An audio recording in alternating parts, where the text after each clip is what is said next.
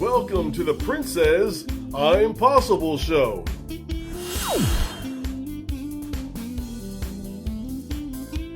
Here's your host, Princess Jones. Welcome to the Princess I'm Possible show. We are here today with Dr. Regina Patton-Stell, President of the NAACP Riverside Branch. Hello, Dr. Patton-Stell. How are you doing today? I'm doing great. Well, good morning to you. I'm doing just wonderful. Thank you so much for allowing us to come in and just chat with you and get a better understanding of what the NAACP is all about and exactly what do they do.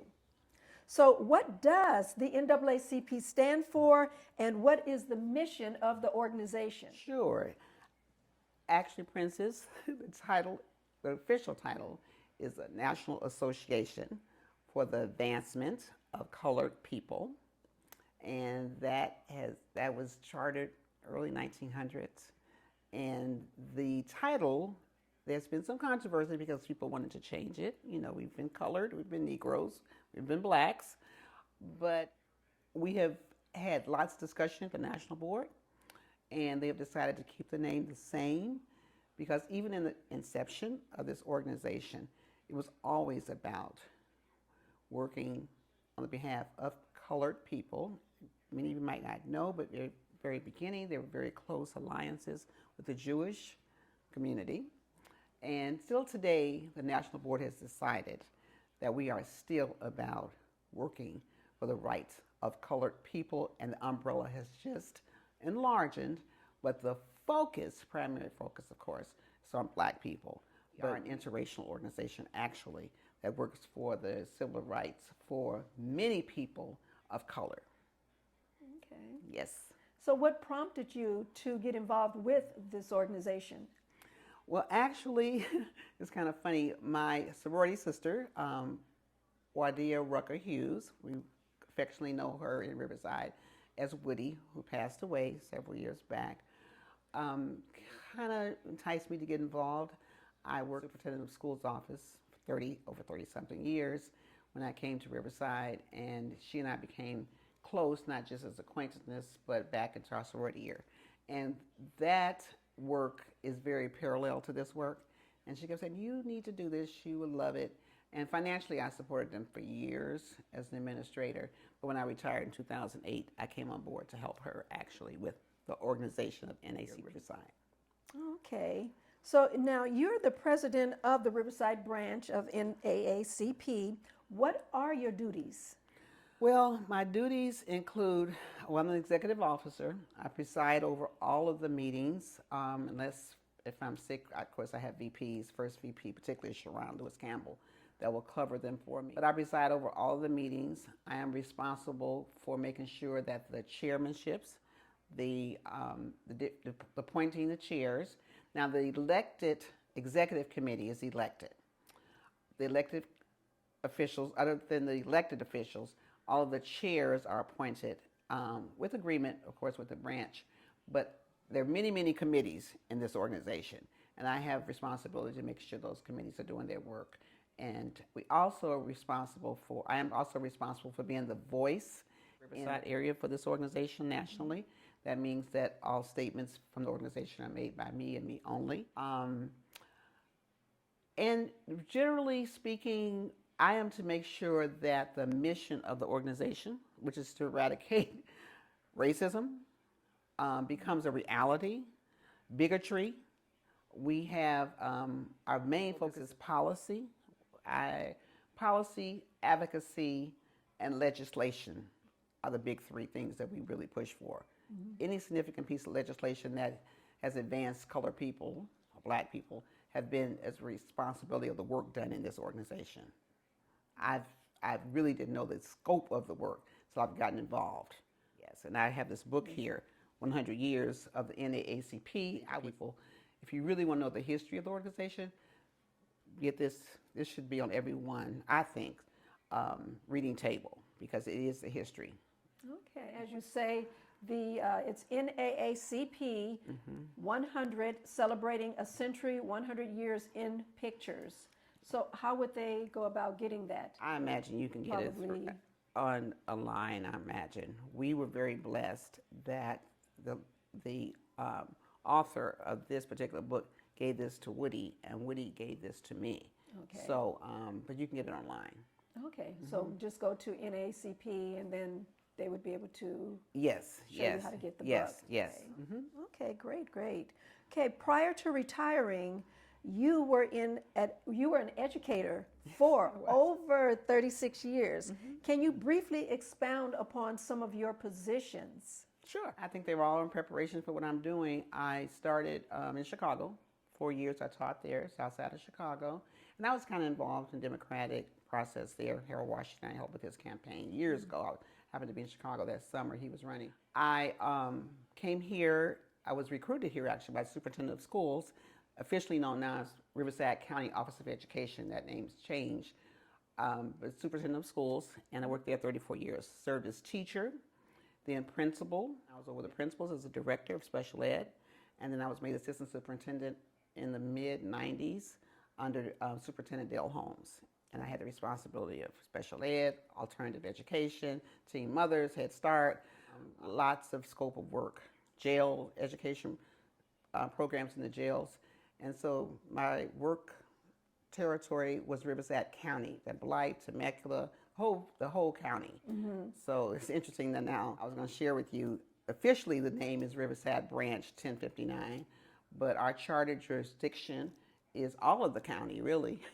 So it should be Riverside County Branch, and they're changing the name.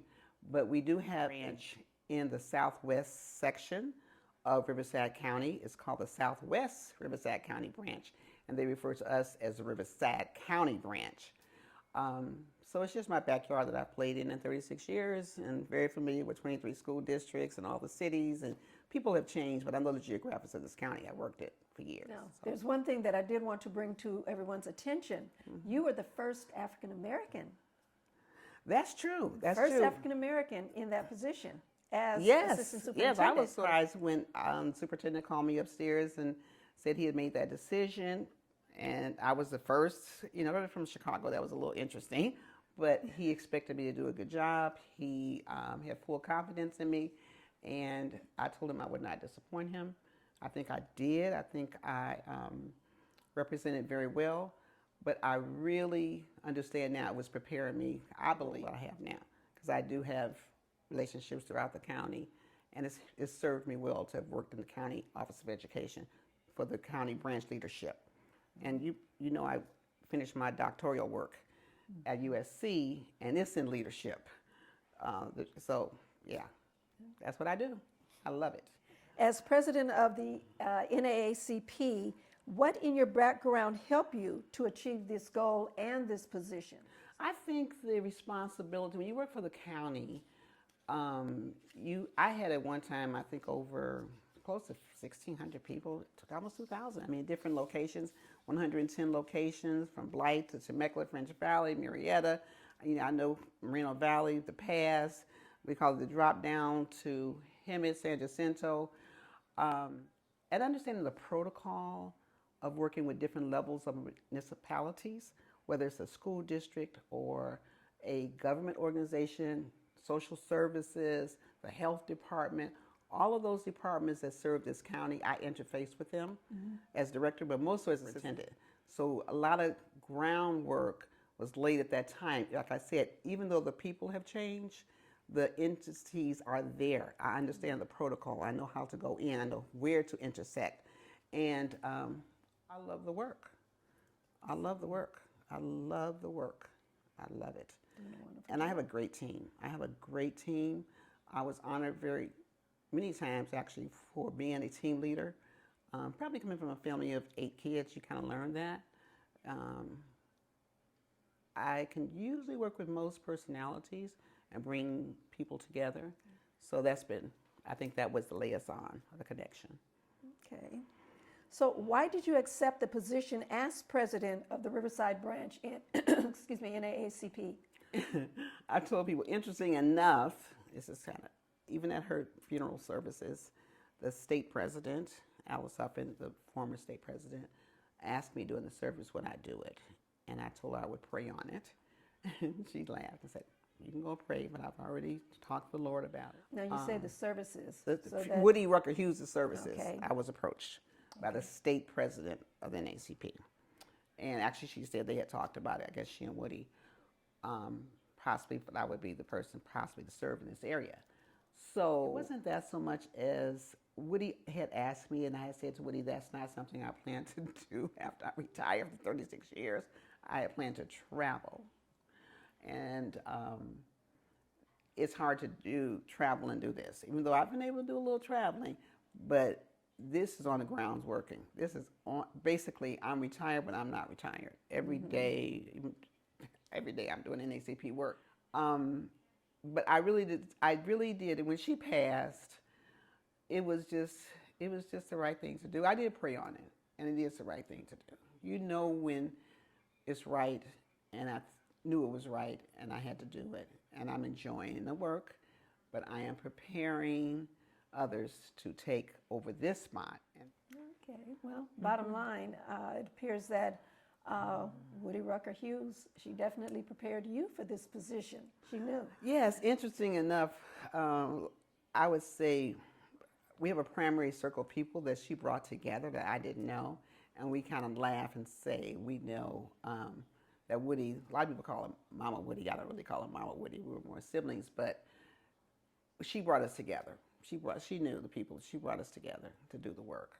Yep, that's why I'm doing it. Recently, you participated in the Black History Parade in Riverside. How did that make you feel? Interesting you would ask that question because I've done it several times when Woody couldn't do it. You know, I rode in the car. But this year was different. And I can't really tell you why, but I can tell you how I felt. When we came around the corner and was coming up Market Street, and I saw people from all over the county, really, in Riverside, people that I knew, people I didn't know, sitting on the corners and coming out and looking at Black people who are proud of who they are and what they're doing, the various organizations. It really, for a moment, touched me. It's like the work we're doing is meaningful. I was proud to say, when we fight, we win. That's our slogan. Did you know that the Civil Rights Act was passed because of this organization? I mean, you look at any significant piece of legislation, and it has come out of this organization. So when you wave and you know people give it back to you, we got you, we got you.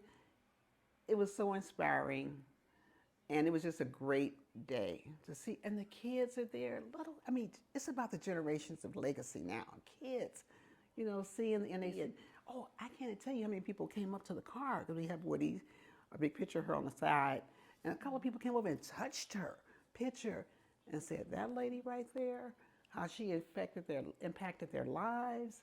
You just know you're a part of something great when you see that kind of expression from people.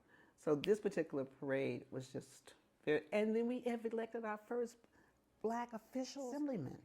You know, this is a young person that I work with, Woody worked with. So we see the products of our work is happening. It needs to happen. It needs to happen here in Riverside County and everywhere. So that's interesting. You asked me that. The NAACP Civil Rights Organization's 100-plus-year-old mission is to eradicate racism and ensure civil rights are protected to make the world a better place for all of us. The NAACP Riverside Branch, started by Omar Stratton and currently led by the most dynamic president, Dr. Regina Patton-Stell, has been active for over 70 years, and socially conscious individuals from all walks of life have dared to speak out for that which is right and against that which is wrong. Thank you, NAACP, for doing what you're doing. Keep up the great work. And thank you, Dr. Patton-Stell, for leading the charge. Yay, NAACP! Let's give him a hand.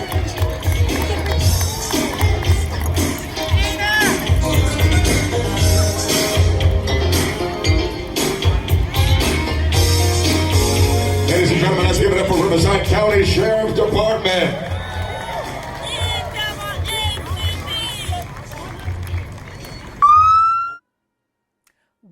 welcome back. How did you enjoy that snippet that we showed of Dr. Patton-Stell at the Black History Parade? Wonderful job, well done. What is one of the most important things the NAACP does? Well, I touched on the policy, advocacy, and legislation. Those are the three pillars that, even though we help people every day, our complaints are, we need some more members. We're all volunteers, but we really reach out when people reach out to us when they feel they have been discriminated against. And we get calls all the time. I'll just put it that way. We have a lot coming in right now. That committee does need members, so think about it, particularly if you like to help people. But the work I really enjoy is the policy. For example, I'm on the State Education Committee right now, and we are actually in the process. We've made resolutions. We're meeting with state legislators now to get the district and CIF to step up more. The incidences that we've had at some of the football games and the sports, and it's not just happening in Riverside County, that's up and down the state. And we get those families. Their kids have been called out of names. It's not just happening in sport events, it's happening in other places in the high schools. But we decided we're going to work with CIF. We're going to get involved. We're going to, as they say, people don't invite us to the party. We come to the party when we see an issue. So yes, I'm on the Education Committee right now. I just met with the CIF and some state legislators. We're looking at some legislation to make a more definitive role of responsibility for CIF as well as school districts. We have to do something for our kids to be ridiculed. Any kid in public social events, we have to do something. So policy, advocacy, and legislation is the work that just drives me. Dr. Regina Patton-Stell. Complaint responses to that is every day. But long-term things are what we're looking for. And we're looking for candidates to run for office particularly. We're nonpartisan, but we are issue-based when it comes to selecting people that represent the issues we feel are correct. So the politics side of it, I love it. I love it. Okay. What is the primary goal of the NAACP? To eradicate racism and bigotry, to make people that have been marginalized voices heard. Our latest, I would say, new interest is environmental justice, which has not been something that we really had focused on. But when we start looking at the research of where we live and where the sicknesses of asthma and health and medical procedures, medical problems are coming up, environmental justice is now very huge. Social justice, criminal reform, police reform. Systemic racism is so broadened that we are focusing in on those areas that we really think had the very negative numbers of the deaths that were happening during COVID. It really woke us up. Really woke us up. And we've become razor focused on some areas now that we were not so focused on. The voting rights, 2024, we're working on things right now to mitigate some of the suppression efforts that's happening all over the country, particularly in Riverside County. Okay. So, because you were saying that during COVID, that's when a lot of doors started opening and you really started noticing different things happening, more so than before? Is that what you're Absolutely. What you're saying? Absolutely. I'll give you an example. Maybe the third month into COVID, I was called and I was told we only have maybe 10% of African Americans in Riverside County stepping up to be vaccinated. And at that time, you know what the numbers were. And we died at 80, 90% more people that we lost. People were just dropping. And I said, oh no, that won't happen. We're in, as an organization. As a result of our organization, our branch is starting to get involved, we connected with public health, we connected with the health system.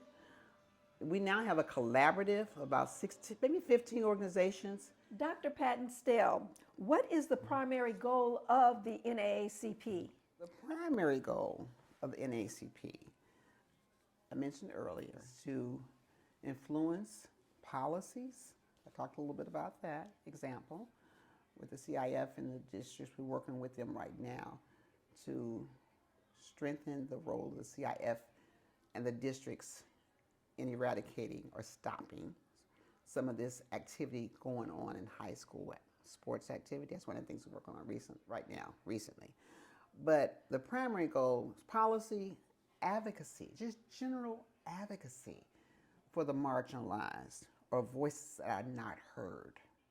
Advocacy, teaching people what advocacy is, how to advocate for themselves. That can be through campaigning, supporting voter education. You become a better advocate the more you are informed. So voter education is huge for us. We're a nonpartisan organization, but we push and promote candidates that promote the mission and the values that this organization push, which is human rights, equal rights, civil rights, and legislation. Almost any key piece of legislation that has been passed around advancement for Black people have come as a result of the work of the NAACP. That's sure. Okay. Now, that's on a general national level. Okay. Now, that is in a general sense. What goal do you want to achieve for the NAACP? Okay, so I'm going to bring it home. Okay? And all right.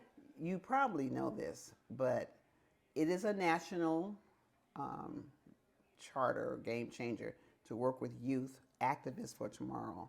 But we've taken a very active role. We're very fortunate. Our first VP, Sharon Lewis, along with a team, we've really taken the youth chapter, we call it youth chapter here, and broadened it. They're involved in advocacy. Everything that I do, they do. They've helped us. They're the ones that have pushed us with environmental justice and social reform. So I'm really proud of the work we're doing with the youth. A personal vision that I have for this branch actually is to grow the membership, because I understand the power in numbers. Across this county, we have representation now in Banning, the Desert, Southwest, even him in San Jacinto. Throughout Riverside County, I want the NAACP to be a household name for not just Blacks, but for everyone. To strengthen the power, to influence policy, advocacy, legislation, voters' decisions. We want the voice of the Riverside branch of the organization to be known, to have members, to have active social justice committees, economic development committees, we call it legal redress committees, membership committees, health committees. Because again, I mentioned the disparities. With the pandemic, we realized systemic change takes work in key pillars, and I've named just a few of them. So to grow that advocacy across the county, from young, we have people in middle school through high school. That's our youth chapter. Mm-hmm. We now pushing, we call next generation or next gen, are my 26-year-olds, to my 45 and 50-year-olds, and they're coming in. They're coming in. I am so happy, so fortunate. The executive committee is made up of all ages, and that's our next 5 years. That's where we're going. That's what we've been working on. And putting in place an interracial team. I've mentioned that in the very beginning of this book. And I've said that when I came on. Those of you who know me know that I have sisters and brothers that go across the gamut.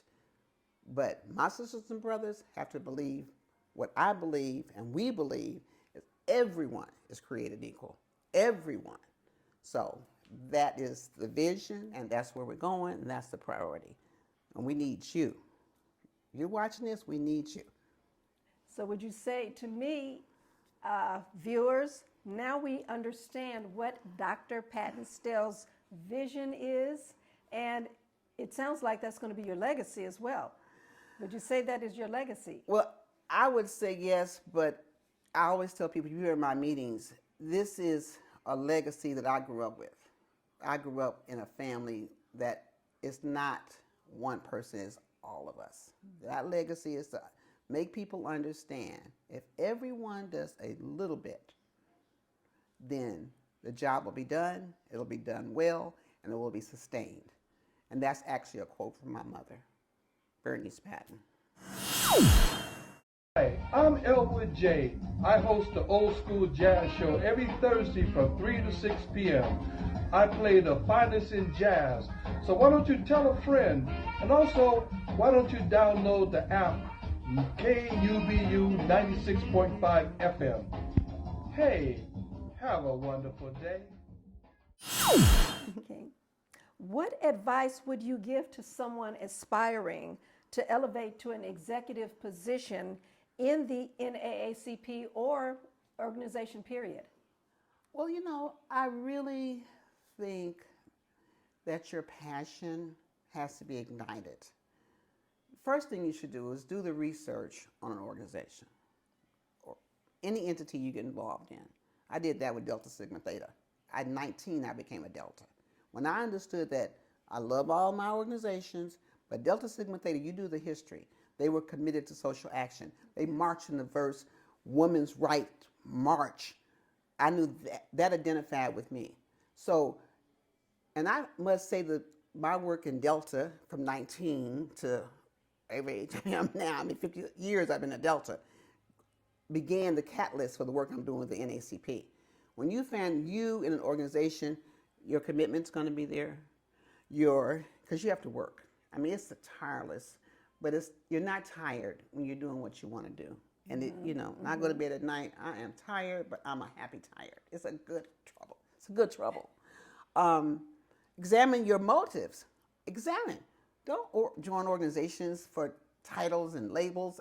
It burns out. It burns out. Research the history. Reach out. Find out who's in the organization. Attend their general membership. Do the same for us. We meet every third Monday. We never deviate from that. Very seldom do we cancel unless it's a holiday. NAACP. Every third, and we're doing virtual. And we're getting ready to do, I lost the word real quick. When you have the meeting virtually and you have it, it's a hybrid, that's the term. We will be going hybrid, where we will have meetings in the Banning area or the Pass area or the desert or him in San Jacinto, but we will also have our virtual membership meetings. So go to the meetings, kind of hang out with the people, join a committee. And Delta taught me that. When you get involved in an organization, you have to get involved. You have to be an active person. It's just one committee, something you like. It could be hospitality, membership, voter education. Join the committee because you get the intricacies of how the organization works. And that keeps you energized. So we're a volunteer organization. We don't get paid. So you might want to have income. But the volunteer work to me is much more rewarding than a check. So. What you're saying too, it sounds like it has to be a passion as Yes. well. You've got to be passionate. And so when you go out and find out about different organizations, have it be something that's a passion. Don't just join it because your friend or your acquaintance or someone said, let's go do this. Well, And you don't want to feel tired when you go to bed tired, but you don't feel tired because you love the work.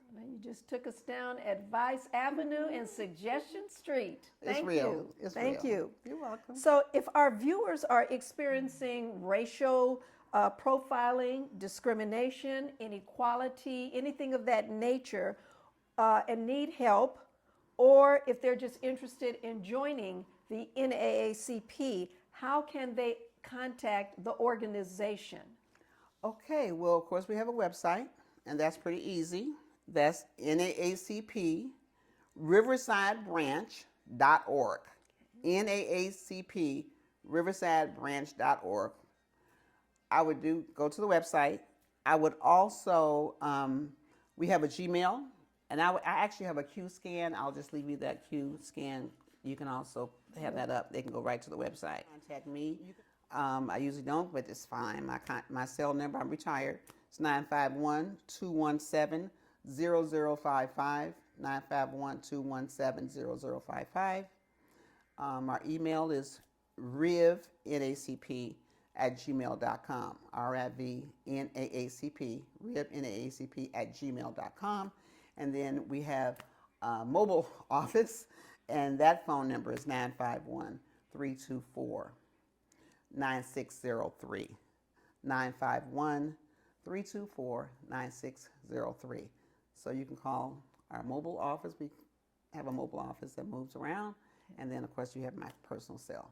So It's been a delight. This has been great. We Thank you. appreciate it very much. And as you can see, it's on the screen. So you just contact the NAACP if you are experiencing any form of issues, as we made mention, if it's discrimination or you're going through something, as Dr. Patton-Stell had made mention earlier, that a lot of our youth are experiencing unfortunate discrimination. Contact the NAACP, or if you want to get involved, look at all the good information that she had given. And we need you all, my viewers, contact the NAACP, get involved, have a voice, because that is how changes are made.